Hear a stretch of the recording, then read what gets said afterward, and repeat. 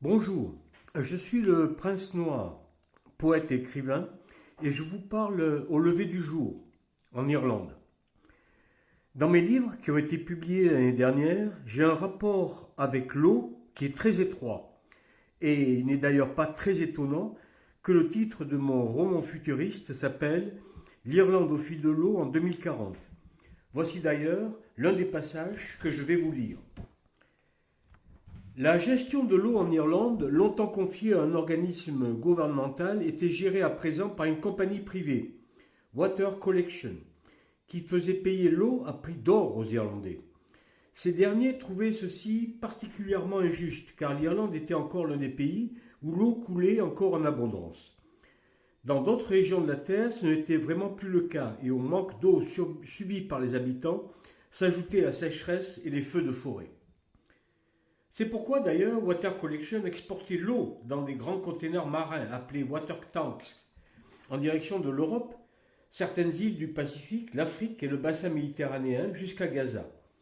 L'Irlande avait gardé des liens avec l'État palestinien, mais bien qu'ayant fait des efforts très notables au niveau de la gestion de l'eau, notamment le recyclage de l'eau polluée, ils en manquaient cruellement. Il a payé aujourd'hui à prix d'or. Israël était aussi l'un de leurs clients. Leurs usines de dessalage de l'eau de mer tournaient à fond, mais ils ne pouvaient faire face aux besoins de leur puissante agriculture. De l'autre côté de l'Atlantique, le Canada est également fourni par Water Collection. Utilisant la méthode du sable bitumeux pour extraire le pétrole du sol, les Canadiens épuisaient l'eau douce, la fonte accélérée des glaciers participait à cette disparition. Donc voilà.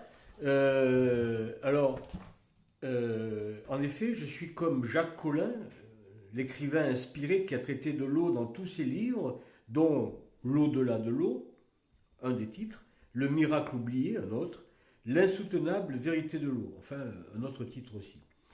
Je suis effectivement comme lui, je recherche l'eau pure, et sans doute comme mon père, qui avait la faculté de trouver l'eau des sources souterraines avec son magnétisme.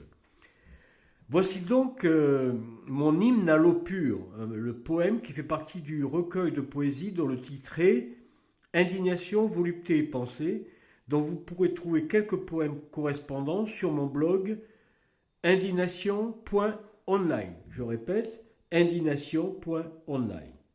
Donc voici le poème. Hymne à l'eau pure. À Jacques, le maître de l'eau. J'irai chercher l'eau pure. J'irai chercher l'eau vivante, celle qui coule dans notre sang, de ces électrons d'hydrogène et protons, qui tournent depuis des millénaires et qui est la source de la vie. J'irai chercher l'eau pure, pas celle industrielle qui détruit, pas celle chargée de nos exactions contre la vie et la nature, pas celle de nos peurs et frustrations, pas celle de notre errance actuelle. J'irai chercher l'eau pure, celle de notre naissance et renaissance, celle de la création, celle de la bonté, celle de la beauté, pour enfin revivre avec elle dans son berceau originel. Voilà, je voulais aussi terminer sur ces quelques mots. Pour moi, l'eau, c'est la ressource rare, c'est l'eau qui donne la vie, mais c'est aussi l'eau mystique qui, depuis des millions d'années, coule dans notre sang et nous amène à l'immortalité. Et bien voilà. Au revoir et à bientôt.